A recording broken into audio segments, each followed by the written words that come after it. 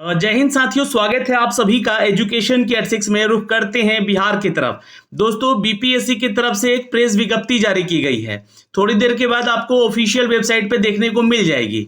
BPSC ने press conference तो नहीं किया, चूंकि नए चेयरपर्सन आए हुए हैं, उनको कुछ सूझबूझ नहीं रहा है, अभी उनको कुछ ज्ञात नहीं है इस विभाग के बारे में कि यहाँ पर क्या चल रहा है।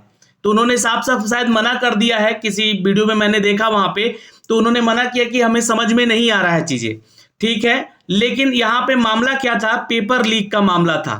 अब पेपर लीक का जो मामला था, इसके सारे साक्ष्य जो है आर्थिक अपराध इकाई को शेयर कर दिया गया। अब उसी के बिहाफ में ये नोटिफिकेशन जारी किया गया कि 15 मार्च। अच्छा देखिए, मैं सुबह एक वीडियो बनाया था, उस वीडियो में आप लोगों को एक बात कही थी कि सरकार कभी नहीं चाहेगी कि ये पेपर लीक का मामला प्रूफ में आए, मतलब कि ये पेपर रद्द हो जाए। क्यों? क्योंकि इसके ऊपर विपक्ष जो है हावी हो जाएगा। क्योंकि विपक्ष ने अभी हाल ही में, जी हाँ, कितने तो अभी हाल ही में लगभग 2.5 लाख से भी ज्यादा पदों की वैकेंसीज का अपडेट करवाया। कोई धांधली सामने नहीं आई निकलकर, लेकिन यहां पर उनका कहना है, चूंकि तेजस्वी प्रसाद यादव कह रहे थे कि इनकी सरकार आते ही यहां पर भ्रष्टाचारी जो है, माफिया जो है, एकदम से उग्र हो गए हैं। और देखिएगा, हर बहाली में ऐसी घटनाएं अब होती रहेंगी, पेपर लीक का मामला सामने आता रहेगा। उन्होंने अपने शब्दों में कहा है इन सभी चीजों का, मैं पुष्टि यहां पे करता हूं। ठीक है, लेकिन इस नोटिफिकेशन के माध्यम से ये क्या अपडेट दिया जा रहा है, तो आप लोग भी थोड़ा समझने का कोशिश कीजिएगा। यहां पे कहा जा रहा है कि कथित तौर पे बीपीएससी के माध्यम से अध्यापक भर्ती के तीसरे चरण के प्रश्न पत्र के कथित रूप से लीक होने के संबंध में दिनांक 16 मार्च को आर्थिक अपराध, साइबर अपराध प्रभार बिहार पटना प्रतिवेदन उपलब्ध कराया गया। अब उपलब्ध कराए गए प्रतिवेदन पर आयोग के द्वारा की गई समीक्षा के क्रम में यह बातें सामने आई हैं कि 15 मार्च, जो कि आपका 1 to 5 और 6 to 8 का एग्जाम हुआ है 2 शिफ्टों में, आयोजित प्रारंभिक परीक्षा होने के पूर्व प्रश्न पत्र लीक होने के संबंध में मानक साक्ष्य उक्त प्रतिवेदन के उपलब्ध नहीं है। यानी कि साफ साफ यहाँ पे शब्दों में यह कहना है, इनकी शब्दों की प्रकाष्ठा को थोड़ा समझने का प्रयास कीजिएगा आप लोग भी, कि इनका कहने का तात्पर्य है, और इस तरह से कह रहे हैं कि छात्र उग्र ना हो जाए। भाई जाहिर सी बात है ना, छात्र उग्र होंगे तो अभी इलेक्शंस भी है, और अगर ऐसा हुआ तो उनको कुछ घाटा भी हो सकता है।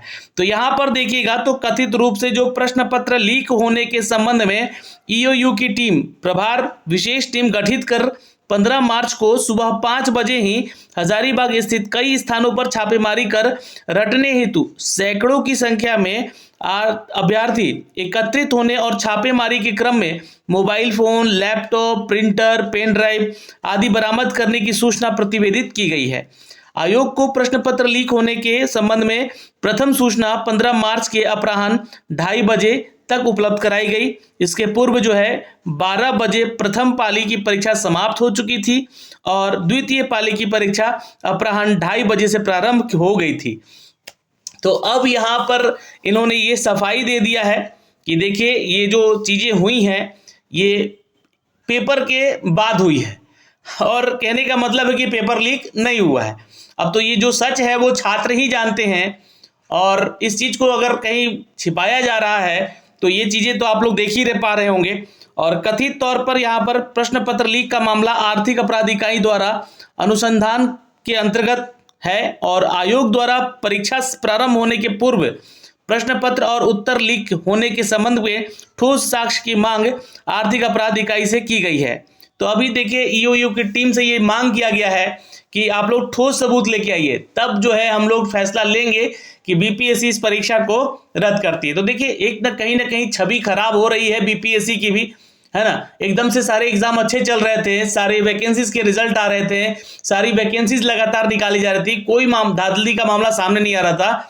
एकदम से ये क्या हो गया कि फिर से वही स्थिति में, जैसे कि मैं लगातार आप लोगों को बोल रहा हूं कि 67वीं बीपीएससी जो पीसीएस एग्जाम हुआ था, उसमें पेपर लीक का मामला सबसे पहले संज्ञान में लिया गया, और इसको बहुत ही ध्यानपूर्वक इसमें नए रिक्रूटमेंट किए गए, नए अधिकारियों को लाए गए, तब जाके ये सारे मामले को खत्म किया गया। वहीं पर अब उसी विभाग से ऐसी घटनाएं अगर होती हैं तो इस चीज को लेकर तो ठेस पहुंचेगा ही। तो बीपीएससी ने यह कह दिया है कि जो आर्थिक अपराध इकाई है वो ठोस सबूत लेकर आइए, और ठोस साक्ष्य और वांछित सूचनाएं प्राप्त होने पर ही इसकी समीक्षा की जाएगी। उसके बाद शिक्षक भर्ती परीक्षा के तीसरे चरण हेतु दिनांक 15 मार्च को आयोजित परीक्षा के संबंध में आयोग के द्वारा निर्णय लिया जाएगा। तो अभी फिलहाल इस नोटिफिकेशन के माध्यम से एक तो चीजें क्लियर हो गई हैं, आपको भी यहाँ पे क्लियर हो गई है कि ये मानक साक्ष्य प्रतिवेदन उपलब्ध नहीं है। दूसरी चीज कि यहाँ पे मांगा जा रहा है आप लोगों से, यानी कि ईओयू की टीम से ठोस सबूत, ठोस साक्ष्य चाहिए इनको भाई, तब जाके ये जो है पेपर लीक का जो है मामला संज्ञान में लिया जाएगा। उसके बाद समीक्षा की जाएगी, फिर कहीं ना कहीं जाके इसको रद्द करने की बातें हम करेंगे। तो ये एक अपडेट है दोस्तों, जो कि थोड़ी देर के बाद आपको बीपीएससी की वेबसाइट पे भी देखने को मिल जाएगा, और एक ऑफिशियल अपडेट डेटा आया है हमारे पास जो कि हमने अब तक साझा किया है। प्लीज़ वीडियो को शेयर कर दिएगा। जय हिंद, जय बिहार।